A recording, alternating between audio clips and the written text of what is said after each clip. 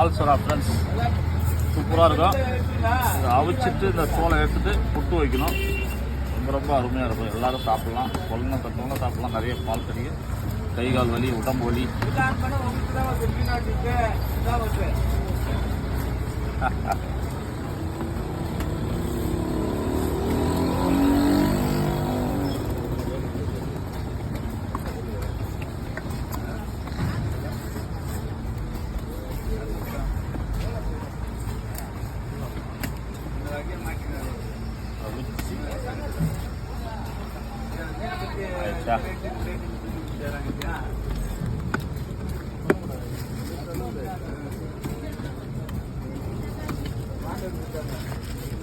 போடுங்க போடுங்க. வரலவா? வரல.